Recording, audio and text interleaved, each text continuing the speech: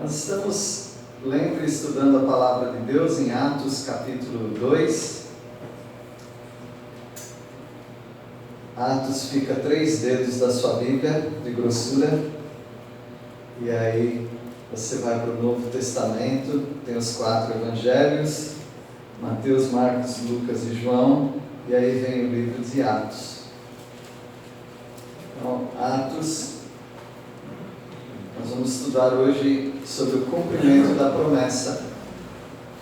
Qual é a promessa do Antigo Testamento em Joel? Qual é a promessa que o próprio Jesus fez? Ele disse, se eu não subir, ele não vem. Ele quem? O Espírito Santo. O Espírito Santo é aquele que não nos deixa órfãos. O Espírito Santo é aquele que é a razão da existência dessa igreja.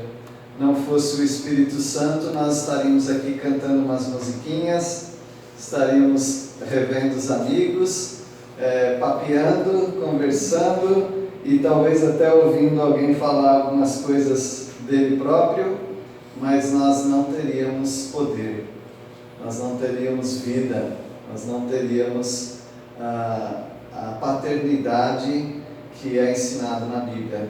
Agora nós não somos órfãos mais, nós não estamos nesse mundo à deriva como uma embarcação perdida. Nós temos um destino certo, nós temos a Palavra de Deus e nós temos o Espírito Santo que nos explica a Palavra de Deus, e nós temos muitas coisas boas que, se vocês tiverem paciência e permanecerem na vida cristã, vocês vão vendo a cada dia o que o Espírito Santo pode fazer. Amém? Graças a Deus por isso, né? Nós estamos no capítulo 2 de Atos, e exatamente aqui que acontece a descida do Espírito Santo.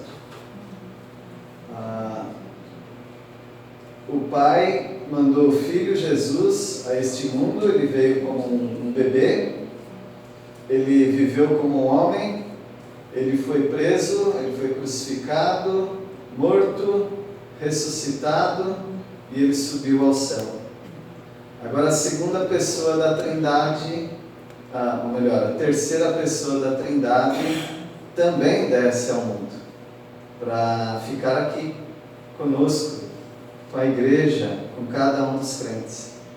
Mas como Deus é onipresente, o Espírito Santo ele pode estar em cada pessoa, você e eu que cremos em Cristo Jesus.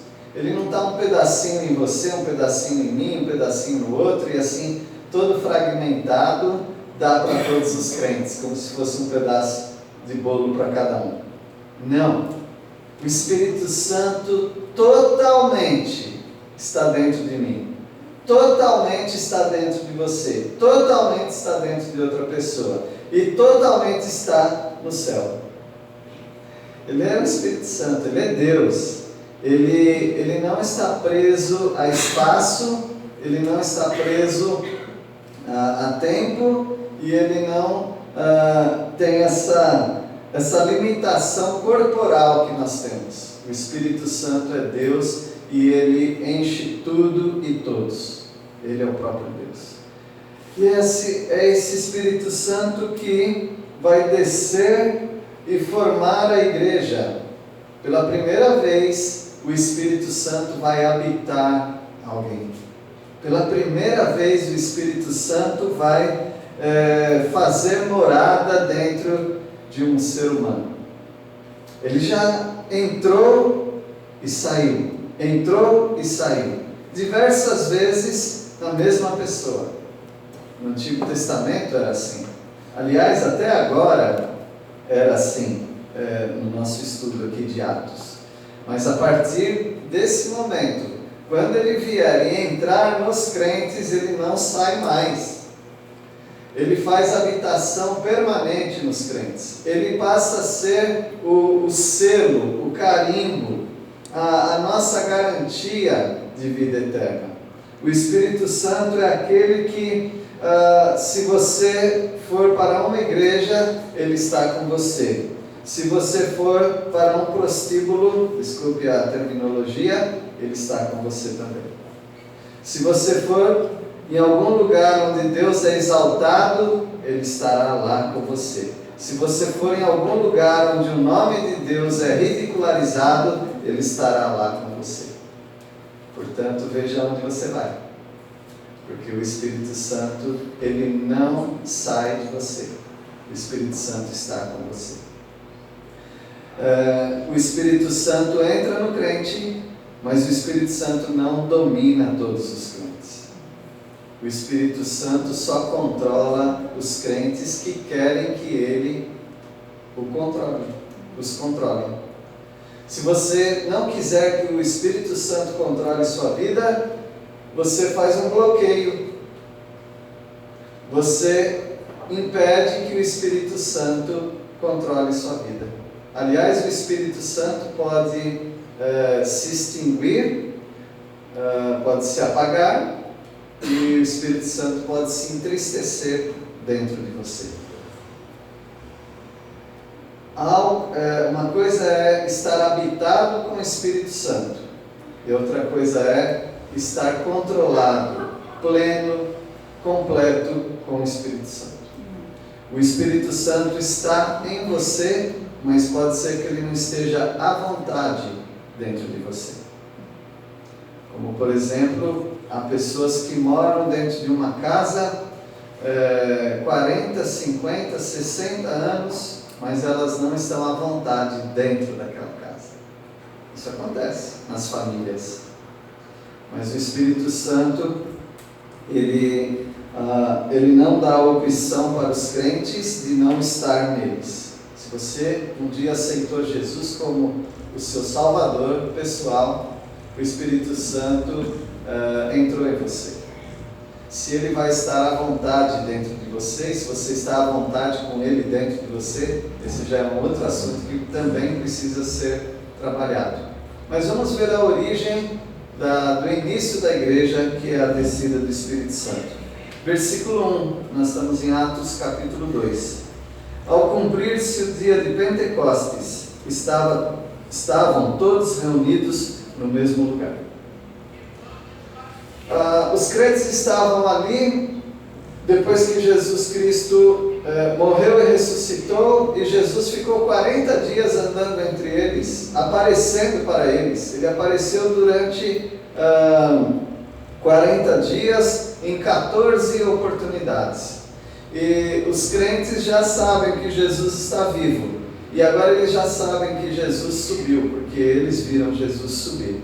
E houve 10 dias de intervalo até que o Espírito Santo descesse. Então são 50 dias, daí esse nome Pentecostes.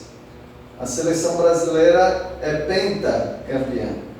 Isso quer dizer que ela é campeã mundial 5 vezes.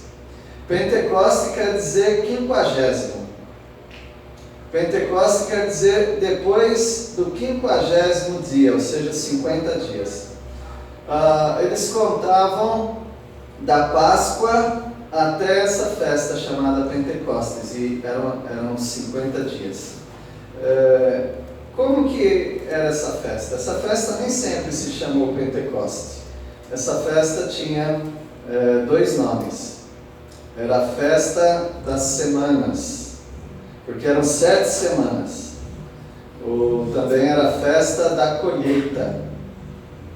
Também poderia ser a festa da cega, porque era a festa em que eles comemoravam a colheita do trigo, da cevada, dos grãos. E depois de 50 dias aí eles iam ter colheita de frutas, como tâmaras, as frutas da região. E essa festa era uma festa em que eles não trabalhavam. Aliás, você sabia que na Bíblia eles não trabalhavam 360 dias por ano? Se você tirar aí os feriados e domingo, talvez, as pessoas na nossa sociedade trabalham não sei quantos dias, mas o povo de Israel trabalhava muito menos do que nós, muito menos. Agora, nós precisamos trabalhar para pagar imposto, porque as pessoas trabalham 12 meses, mas elas não ganham 12 meses, elas deixam como imposto 1 mês ou 2 meses às vezes. Então, aquelas pessoas, elas não tinham tanto imposto como nós temos. Então, elas trabalhavam menos. Elas não tinham também tantas preocupações que nós temos. E elas podiam ter aquelas festas em que elas paravam tudo. Festa das colheitas, é claro que eles vão colher, eles vão trabalhar, mas eles vão também festejar. Eles tinham muitas festas. Eles tinham pelo menos 5 festas. E esta é uma das festas e que duravam várias semanas.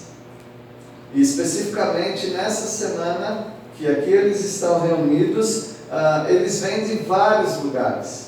Porque a festa de Pentecoste era uma festa em que eles traziam dos frutos que eles colheram.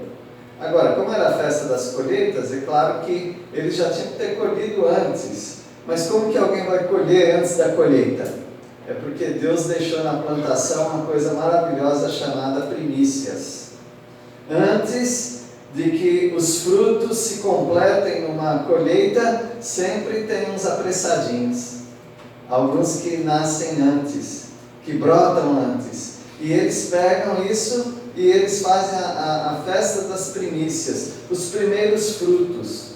E eles reuniam em sacos, em bacias, dependendo de onde eles estavam, e eles levavam isso até a casa do Senhor, para encher a casa do Senhor de mantimentos. Aqueles mantimentos serviam para os sacerdotes, para os levitas, para pessoas necessitadas.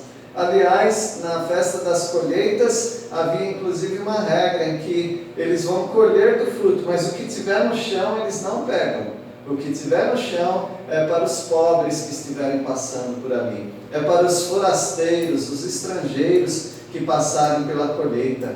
Eles podem pegar daqueles bocados que estão no chão.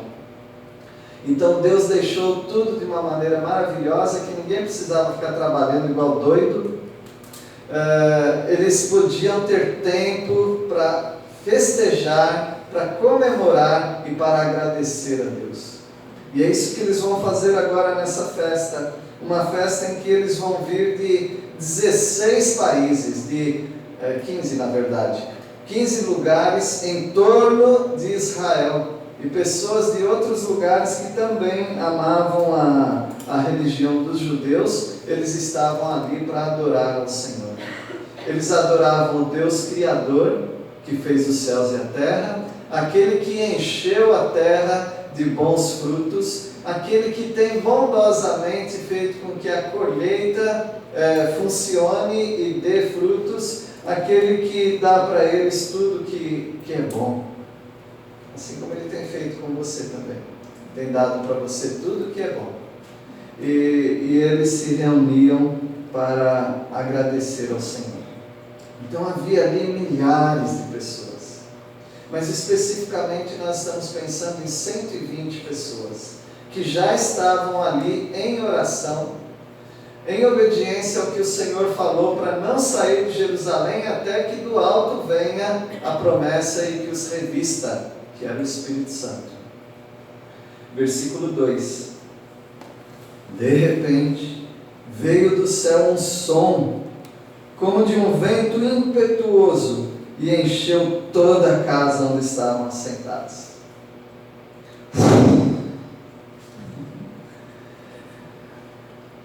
Eles estavam no cenáculo, era o segundo andar de uma casa, e ali estavam provavelmente as 120 pessoas.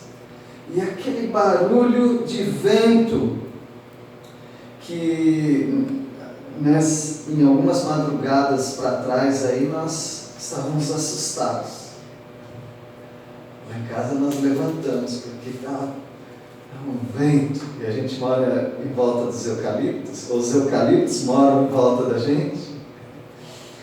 Então aquele vento que zune, aquele vento que nos assusta. E eles estão provavelmente admirados, para não dizer assustados, com aquele barulho daquele vento. Agora é curioso, porque a palavra espírito é pneuma. Aí você tem pneumatologista, que trata de pulmão. Pulmão tem a ver com ar, com vento. Pneu tem a ver com ar, com vento. Então a palavra vento e a palavra espírito é a mesma em grego. E o espírito, ele vem com esse som característico, e o Senhor Jesus falou também em João capítulo 3, o vento sopra, ninguém sabe de onde ele vem nem para onde ele vai. Assim também é o Espírito. O Espírito faz isso. E o Espírito, ele queria marcar presença. Algumas pessoas se confundem completamente estudando a Bíblia. Primeiro, o Espírito Santo não veio porque elas estavam orando. Elas estavam orando há 10 dias, mas ele não veio porque elas estavam orando. Ele veio porque ele tinha que vir mesmo. Já era a promessa do alto de Deus que o Espírito Santo viria. E ele viria no 50º dia depois da morte de Jesus Cristo. Nessa festa das colheitas. Era bom que eles estivessem orando, mas não foi porque eles estavam orando. Outra coisa que as pessoas se confundem: por que não acontece na nossa igreja?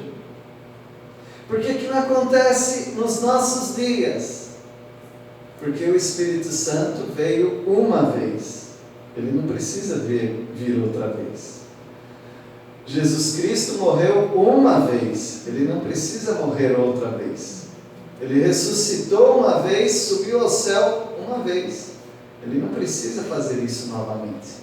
E o Espírito Santo precisou fazer para um grupo, aquele grupo representaria toda a igreja, ali seria o início da igreja.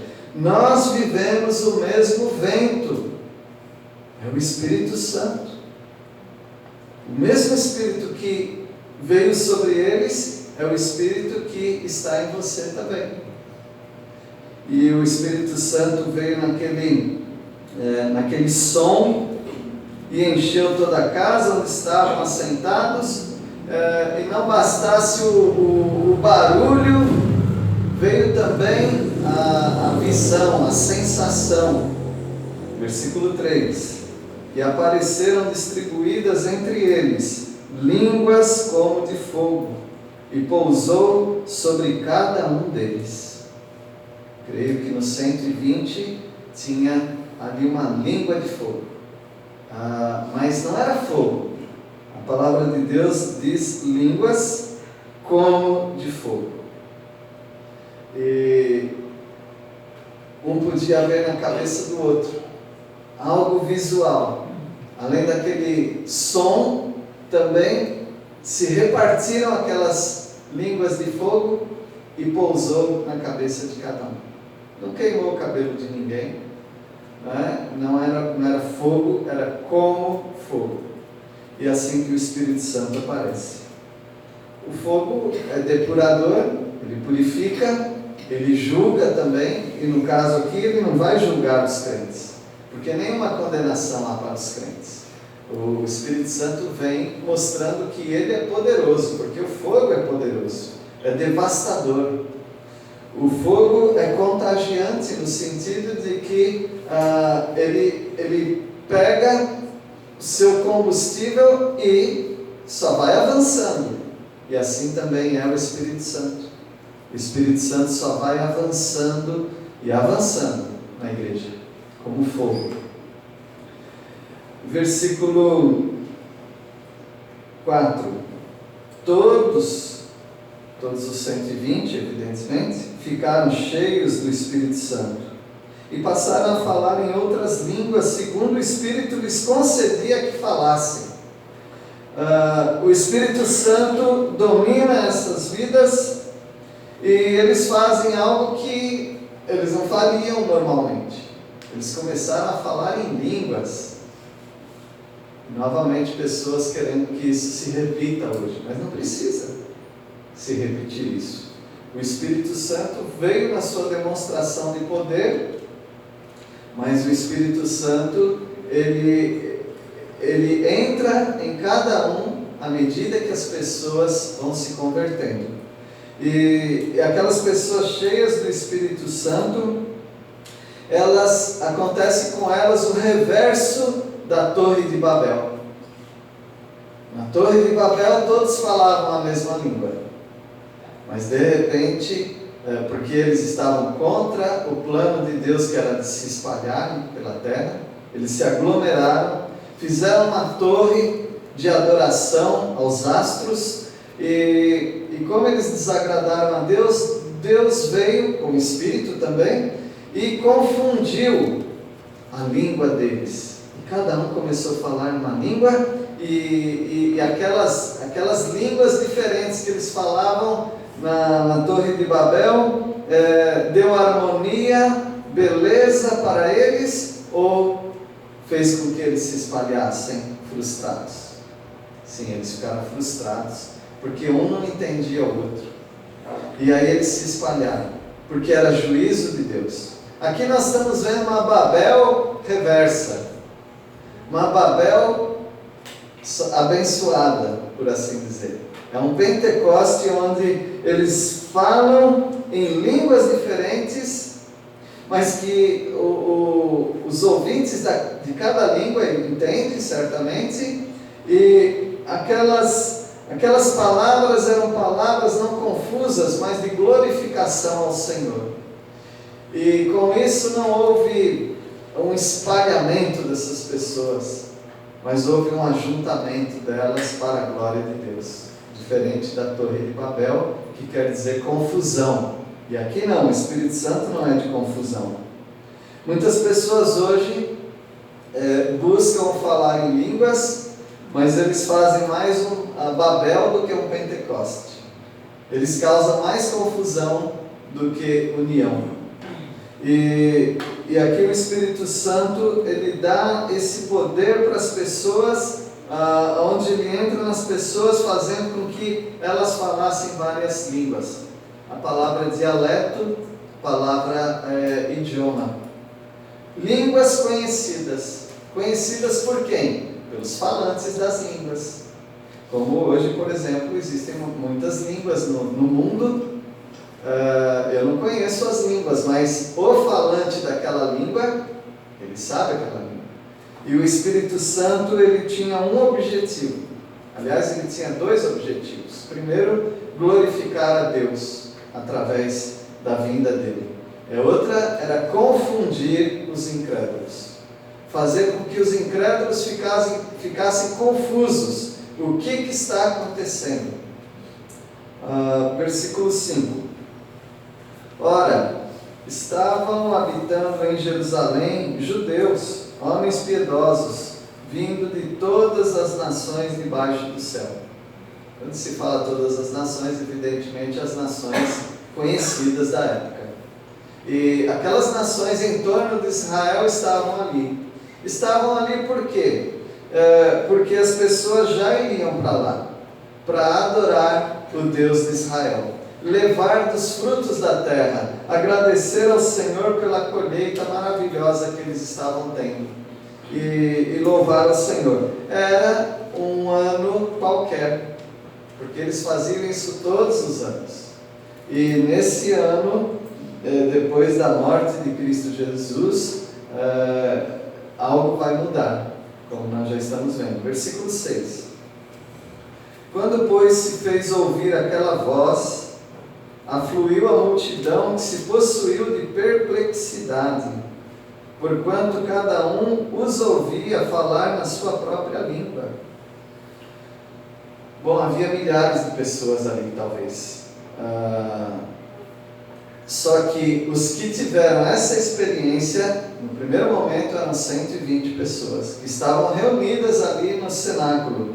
E provavelmente essas pessoas saíram do cenáculo, foram para baixo, foram para a praça, foram para algum lugar de área aberta. E só que as pessoas ouviram aquele vento impetuoso. Que barulho é esse? E como eles estavam espalhados em Jerusalém, eles foram até ali, afluíram até ali. E aí você podia ver centenas, talvez milhares de pessoas ali reunidas e perplexas, assustadas, talvez mais admiradas do que assustadas. Por que elas estavam admiradas? Porque elas começaram a ouvir pessoas que eram da Galileia, ali da Judéia também, essas pessoas que falavam no máximo grego. Elas falavam a língua universal ali, que era o grego, elas falavam possivelmente o aramaico, é um hebraico, né, o aramaico, mas elas estão ouvindo na língua delas. Quando você tiver a experiência de sair do país e ouvir pessoas falando em várias línguas, no aeroporto, por exemplo, e de repente você ouve alguém falar em português, você leva um susto. E você fica prestando atenção, porque é uma língua que você conhece, é a sua língua. Assim eles estavam também, porque pessoas vindo de vários lugares, eles tinham ali pelo menos 15 línguas diferentes que eles falavam. Era um momento de internacional, porque as pessoas vinham adorar o Deus de Israel, mas cada uma vinha de uma região. E quando eles ouvem aqueles homens falando a língua deles, agora você pega 120 pessoas e divide em 10, você tem 12 grupos. Então talvez você vai ter que dividir um pouquinho mais para ter uns 15 grupos. Um grupinho falando em parta, outro grupinho falando na língua dos sirineus, outro grupinho falando árabe, outro grupo falando grego, mas grego era comum para todo mundo. Então eles tinham vários grupos falando línguas diferentes. Queria dizer que é dom de língua, não dom de ouvido, não é dom de audição. Não é que eles estavam falando uma língua só e cada um ouvia na sua própria língua. Não é dom de ouvido, é dom de língua. Então, as pessoas que estavam falando na língua deles. Versículo 7. Estavam, pois, atônitos e se admiravam, dizendo: Vede, não são porventura galileus todos esses aí que estão falando? Se eles são galileus, eles não deveriam falar a minha língua. Onde que eles aprenderam? Mas olha outro grupo, está falando outra língua. E ali nós tínhamos um culto internacional. Não era uma bagunça, não era uma língua chamada de êxtase, como alguns querem falar, língua dos anjos, língua que ninguém entende. Não. Eram línguas conhecidas da época, das pessoas que estavam ali reunidas. No versículo 8: E como os ouvimos falar, cada um em nossa própria língua materna. Eles estavam muito admirados por isso. Se isso funcionasse até hoje, seria uma bênção. O Evangelho ele iria muito mais rápido nos lugares. Ali nós temos o Edmilson que trabalha entre os Yanomami e é muito mais rápido, né? Se pessoas pudessem, sem aprender uma língua durante 5, 8, 10 anos, mas pudessem imediatamente falar uma língua. Mas não é assim que Deus quer que seja. Mas naquele momento Ele queria que fosse assim. Aí veja os povos que ali estão. Você pode até contar se quiser, tá bom? Somos partos, medos, elamitas, mesopotâmios, por porque são os naturais da Mesopotâmia. Judéia, isso não é novidade, porque eles já estavam lá, né, em Judéia. Capadócia, Ponto, Ásia, Frígia, Panfilha, do Egito, e das regiões da Líbia, nas imediações de Cirene, que é a África, né? E romanos que ali residem. Romanos também não é tanta novidade, porque os romanos falavam também grego e falavam latim, não era uma língua completamente desconhecida ali. Mas você vê que tem vários grupos que falam línguas que ninguém conseguiria entender. Mas o Espírito Santo deu o poder para eles, mesmo sem aprenderem, a falarem na língua deles. Versículo 11: tanto judeus como prosélitos, cretenses e arábios, e como os ouvimos falar em nossas próprias línguas as grandezas de Deus. Então ali estavam os judeus e os prosélitos. A palavra prosélito, proselk, no grego, quer dizer aproximados. Então eles eram os aproximados, os achegados, aqueles que não eram judeus, eram gentios, mas que amavam o Deus de Israel, e eles abraçaram a religião dos judeus. Eles não fizeram tudo que eles amavam a religião dos judeus e o Deus de Israel. E eles estavam ali. E eles ouviram não a pregação do Evangelho. Seria importante falar isso também. Aqui não é um culto evangelístico. Ele se torna algo evangelístico depois que Pedro toma a palavra. Mas hoje nós não vamos chegar lá naquele estudo. Por enquanto, grupos divididos provavelmente em 15 grupinhos falando sua língua. Talvez alguém está lá no meio da língua árabe, mas ele falava elamita, que é da região de Elam, do Iraque, da Pérsia. E aí ele fala: escuta, sabe se tem alguém falando a minha língua? O grupo dos elamitas é lá. Talvez ele corresse para lá e para ouvir na língua dele. O que ele estava ouvindo? Ele estava ouvindo as grandezas de Deus. Maravilhoso, né? O texto que foi lido de Isaías capítulo 40, falando das grandezas de Deus. Isaías 40 todinho fala da grandeza de Deus. E em algum momento em Isaías 40 fala quem ensinou o Espírito. E é o Espírito que dá força aos jovens, para aqueles que estão cansados, para aqueles que não têm força, porque os jovens exaustos caem, mas os que esperam no Senhor renovam suas forças, sobem como águias. Quem que faz isso nas pessoas? O Espírito Santo. Então Isaías 40 nos fala do Espírito Santo.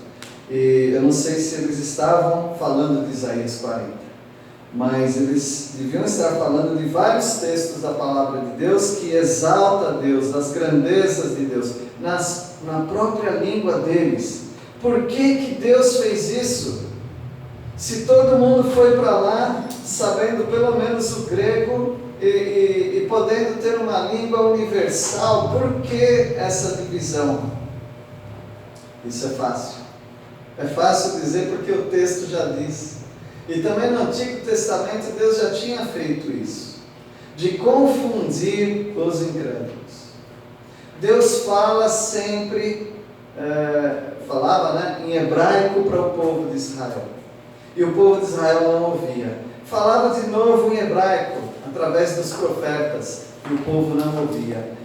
Mandava mais profetas falando em hebraico, e o povo não queria ouvir. Deus falou: quer saber de uma coisa? Eu vou mandar vocês lá para o norte. E Deus os manda para a região de Arã, para a Síria, na região de Arã, e lá em Arã eles falavam aramaico. Agora vocês vão ouvir em outra língua. Em outra língua a gente não entende nada. Então é para não entender mais mesmo. Porque eu estou falando na língua de vocês não querem ouvir. Então agora vocês vão ouvir em outra língua e não entender nada. E Deus faz isso com aqueles incrédulos. E de repente aqueles judeus que se sentiam tão consagrados a Deus, eles ouvem aquelas pessoas falando em línguas que eles não entendem. O que eles estão falando? E aí alguém fala, traduzindo talvez para eles, falando, eles estão exaltando a Deus. É como se Deus falasse, eu vou fazer aqui uma grande festa, e vocês ficam de fora da festa. Porque o Senhor Jesus falou a respeito disso, de pessoas que não estavam com vestes festivais. O Senhor Jesus falou de pessoas que não queriam aceitar o reino dele. E ele manda ir pelos valados, pelos becos, chamar os leprosos, os aleijados, os mendigos, pessoas que eram marginalizadas da sociedade. Essas vão fazer parte da minha festa.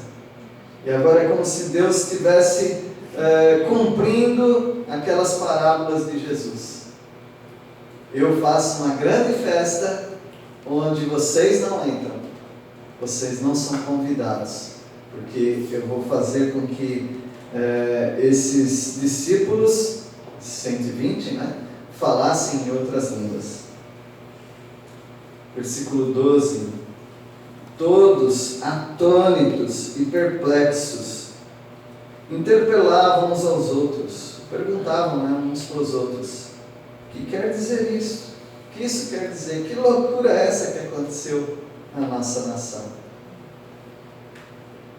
Outros, porém, zombando, diziam, deixa para lá, estão embriagados, estão bêbados, como se eles estivessem ali 10 dias fazendo uma orgia, uma bebedeira, e agora eles estão bêbados e falando em qualquer língua.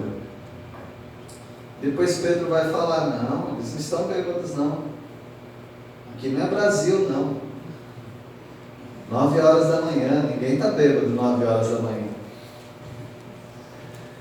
E aí Pedro vai explicar o que aconteceu. Meus irmãos, para nós hoje, nós vamos chegar só até aqui, até o versículo 13. A descida do Espírito Santo. Que maravilhoso.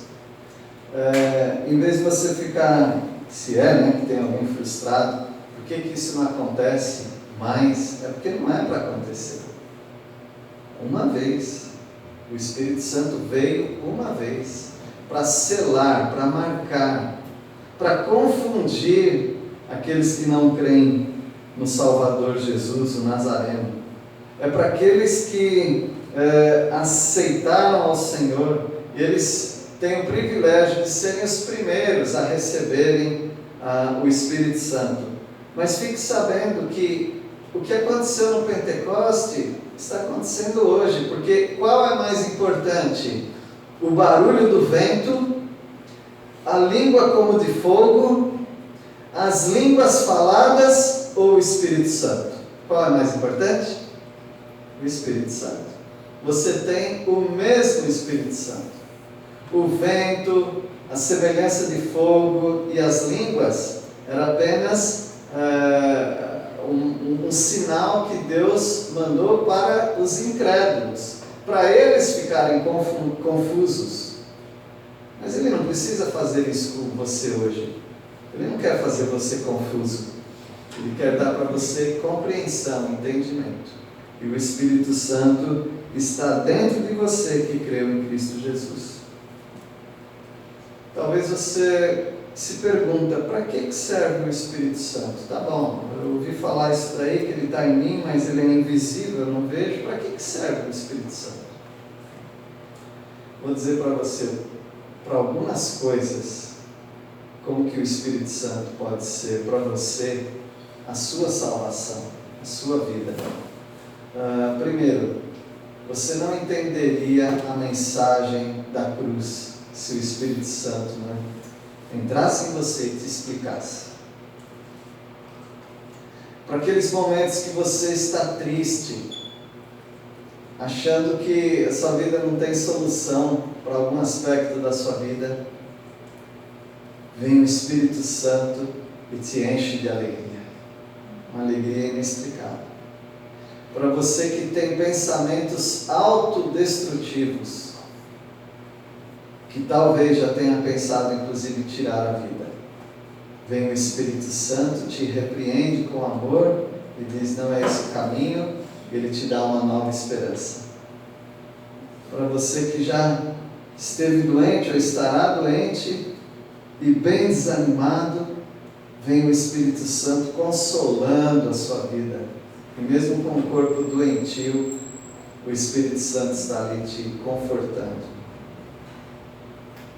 Para você um dia que terá que enfrentar a morte, consciente ou inconsciente na sua mente, talvez com medo daquele momento, vem o Espírito Santo como que abrindo o céu e mostrando Jesus Cristo para você, e te dando consolo para aquele momento.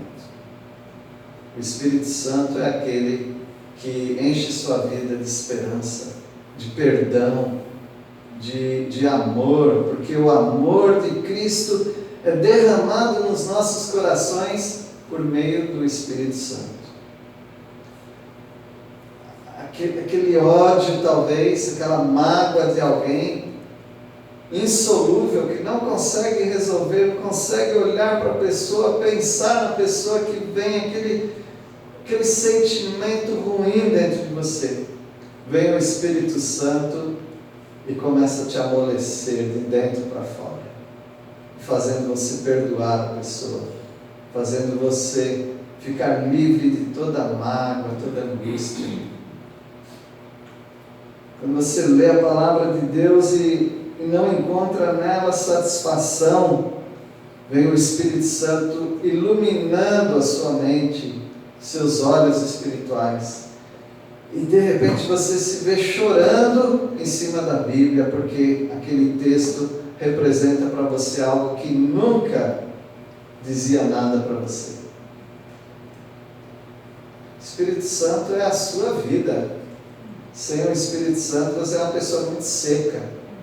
Sem o Espírito Santo você poderia até ser um pregador da palavra, mas uma pessoa sem alegria de pregar, sem alegria de transmitir a palavra de Deus.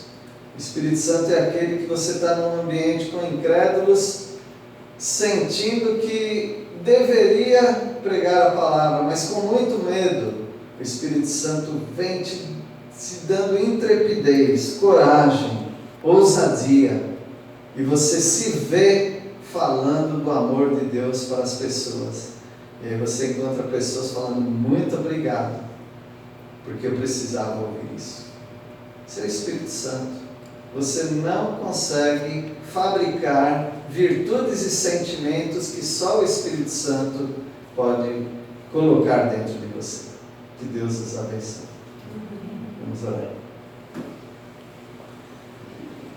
Nosso Deus, nós somos tão gratos pelo Teu Santo Espírito. Nós recebemos o mesmo Espírito que aqueles irmãos receberam ali no início da igreja. Nós agradecemos, ó Pai, porque podemos falar das Tuas grandezas com tanta alegria no coração, e nós podemos experimentar, ó Pai,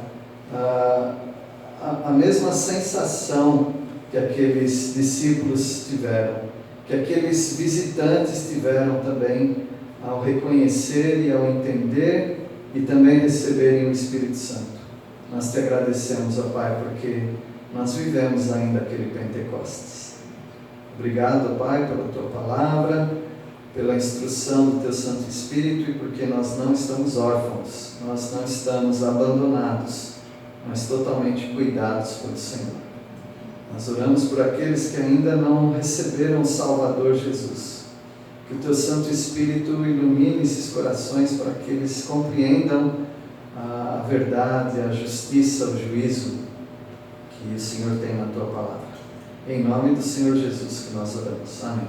Amém.